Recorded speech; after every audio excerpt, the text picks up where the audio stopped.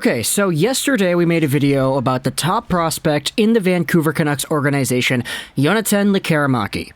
Today, we're going over a guy who I honestly could start to debate may be climbing up the ranks little by little, and with this update right here, I think there's a lot more value that you could see in this prospect and his overall profile. Now, when it comes to this player, we have indeed talked about him before. We had made a video at the start of the OHL season going over how this guy was an absolute monster, how he was on pace to being one of the best OHL players ever, but of course, as pace would indicate, it's not really likely that the guy sustains like 3 points a game or whatever it is. Either way, today we're going over a guy that was drafted by the Vancouver Canucks in the 2021 NHL Entry Draft 6th round guy, 178th overall, Connor Lockhart. Now, we have made a video about him before.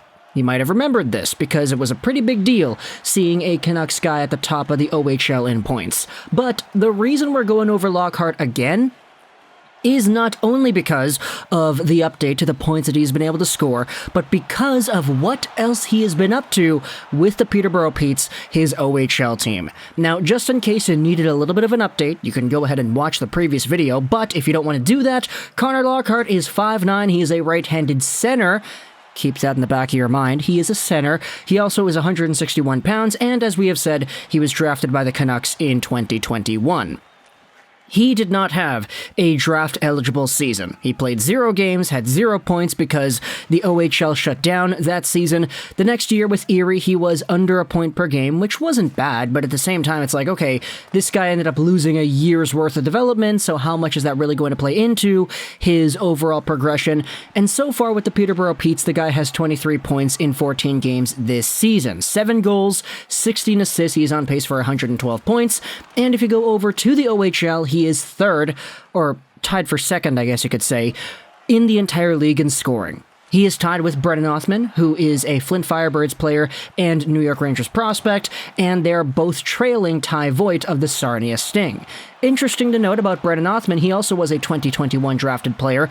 He was taken 16th overall, though. So, if you're going to go out there and say, hey, the Canucks should have targeted a guy in the first round, maybe like Brennan Othmann, for example, in 2021. Oh, wait, they didn't have a 2021 first. Thanks, Oliver Ekman-Larsson.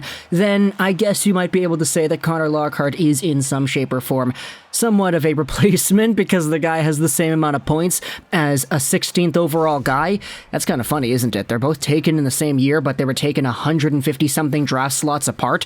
Meanwhile, they're now at the same point production in the OHL. That's kind of funny, but the reason we're talking about Connor Lockhart once again is not necessarily because of the point production. Sure, it's a very good thing seeing this small center go out there and rejuvenate his career after missing out on the draft-eligible season, but when it comes to the Vancouver Canucks and who they have as right-handed defenseman prospects, there aren't really too many that are notable at this time. Sure, you have Jet Wu, but I don't really think Jet Wu has progressed in the ways that a lot of Canucks fans would have wanted him to ever since being drafted in 2018.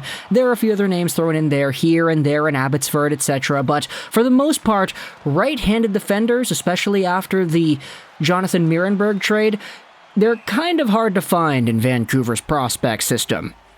So, when it comes to Mr. Connor Lockhart over here, who is a center, this update from Cam Robinson kind of makes things feel a little bit better.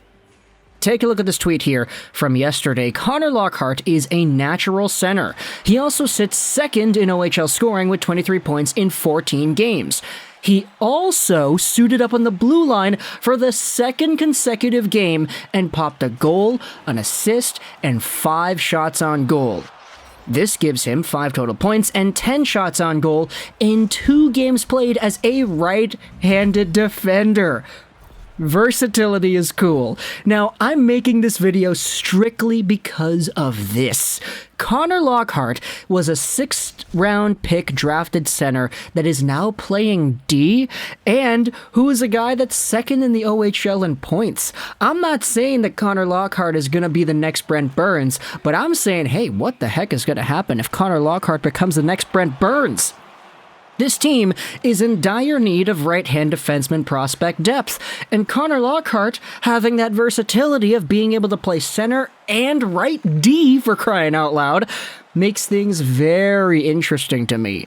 I know he's only 5'9", I know he's only 160 pounds, and you don't necessarily want your smaller defenders to go out there and play at a stature like this, especially when you're going up against guys like Tage Thompson, coming down the wing. You've got other big power forwards that you have to match up against and shut them down. It's a difficult task for smaller players, but at the same time, I mean, Quinn Hughes does exist, and I'm not going to go out there and say that Connor Lockhart is going to be Quinn Hughes, but at the same time, this is somewhat of an experiment that you have to keep your eye on, especially if you are a Vancouver Canucks fan.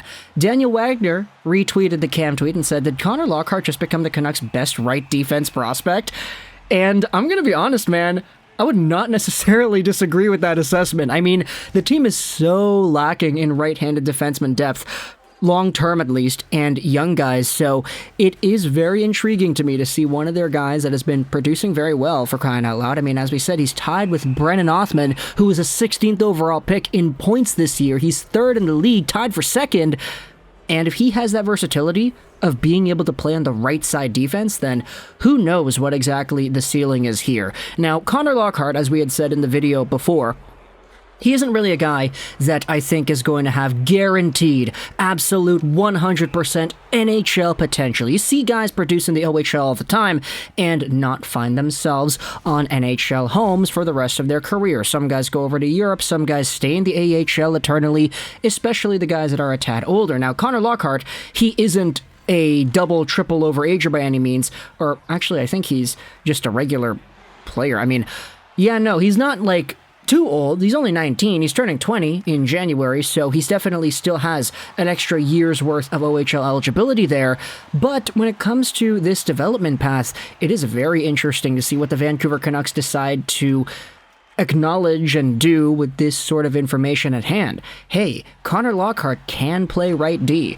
This makes things very interesting heading towards next year's training camp. If they're able to say, okay, let's pair Connor Lockhart on D with Quinn Hughes, for example, during one of the scrimmages, and we'll see just how good this 5'9", 160-pound guy is able to perform.